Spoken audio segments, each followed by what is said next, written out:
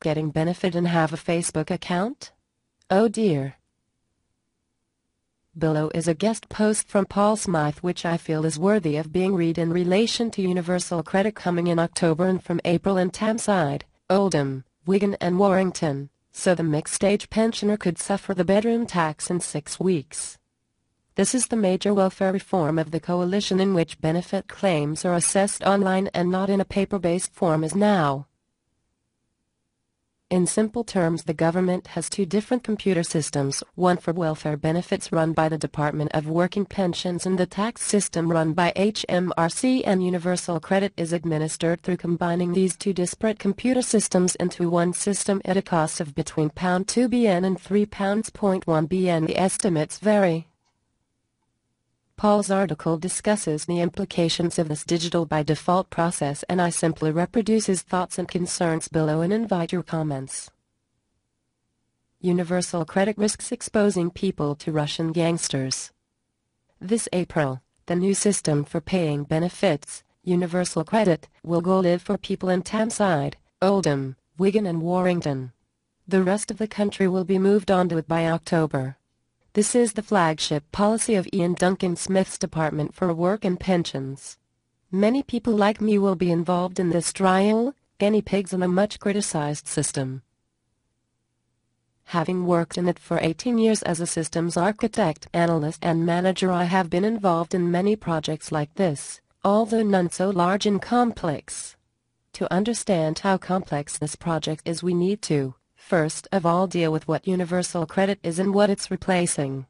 The majority of people seem to be under the impression that this is the replacement for job seekers' allowance. It's not. Universal credit is intended to replace all government-issued benefits, including housing benefit, income support, IS, job seekers' allowance, SE, employment and support allowance, ESA, child tax credit and working tax credit, budgeting loans and crisis loans.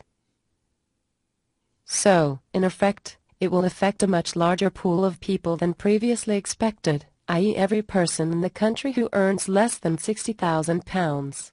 A large number of these people have no idea that they will be included. That is a convergence of systems from the Department of Working Pensions, HMRC and local councils. Each of these systems has to somehow talk to each other, which when one remembers that back in the 90s, when they started planning to link the then Inland Revenue with the then DSS, they found that the DSS had somewhere in the region of 3 million more numbers than the year. I cannot begin to describe just how complex this project is, so I won't try. Perhaps that's for another article. So let's focus else. In order to provide access to this system, the government has come up with the Identity Assurance Scheme. In the past, you would have turned up at the job center along with your passport and utility bills, and that would be taken as proof of ID. You could be asked to provide these again at some point, but generally these were considered safe. With a purely online system, and after April this will be 100% online, the government have decided to use third-party systems to authenticate and identify you. Several providers have been awarded contracts including the Post Office, Experian, Verizon and PayPal. The difference between online authentication and physical authentication are fairly obvious. To produce fake documents that will stand scrutiny requires a certain level of sophistication. We've all heard about identity theft and may even know somebody who's been affected, but in order to receive someone's benefits one needs to produce the correct documentation and convince someone in person that you are that person.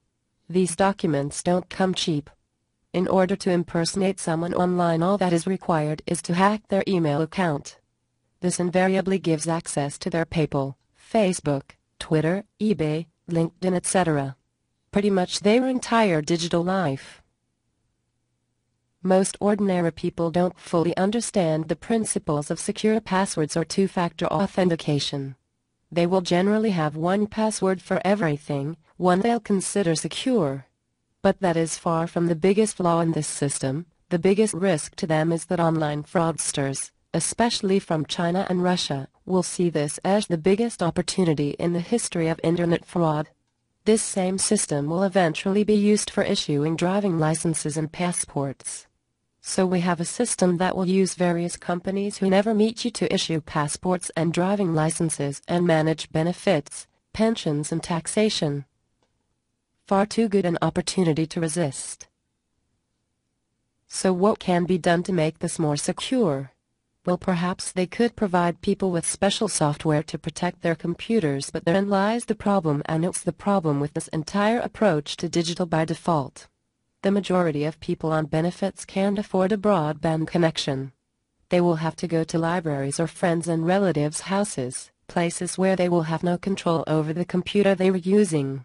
They won't know if their neighbor's PC has a virus on it that causes every website visited along with every key type to be transmitted to one organized crime syndicate in Russia or China. They would most likely be having to check their email while they're there and perhaps log into Facebook.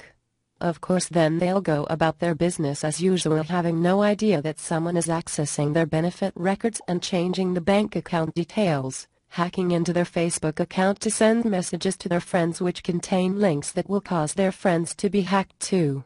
It's quite possible that until they next visit the cash machine, they might not even know what's happened to them. They will have been digitally burgled, their email account taken over, no way of getting back their Facebook account, their bank account emptied, their benefits being sent to China or Russia, and their identity stolen. One of the biggest issues is going to be demand on the libraries who've managed to survive the spending review. They will have queues of people wanting to use their computers to access the internet, people who have no internet, indeed people who don't own a computer at all and possibly never have. They won't know how to use a computer, much less have a quick look around the back for a key logging device. It's quite likely more local gangs will realize very quickly the opportunity that these places present. In 1 week they could very quickly gain access to hundreds of bank accounts. In essence, we could be looking at a new organized crime network of American Prohibition proportions, especially when you consider that according to UNS figures 20% of households in the UK do not have internet access, and that rises to 36% for households where one of the occupants is over 65. Many of these households have never needed nor wanted internet access, particularly the over 50s. Now they are going to have to learn how to use the internet, acquire an email address and learn how to navigate a website. They won't know what's suspicious and what isn't. I know from the experience of own mother when she was tricked into paying £29.95 for the free Adobe Reader. She searched Google, the first link that came up was a scam, but she knew no better. She paid her money and got sent a link to Adobe's website. Of course, as soon as she told me what she'd done, we managed to stop the payment and get the card stopped, but had she not done so, her credit card would have been used to the credit limit and she would have been liable. So what we have is a flawed system that has been ill thought through, which will put the most vulnerable people in our society at risk of fraud and destitution without the support required to ensure that these people are protected. There aren't enough facilities available for them to use to access it, and they don't have the money to provide their own. The Department of Working Pensions most certainly doesn't have the trained staff available to help them, in considering the budgeting choices councils have to make. They don't either.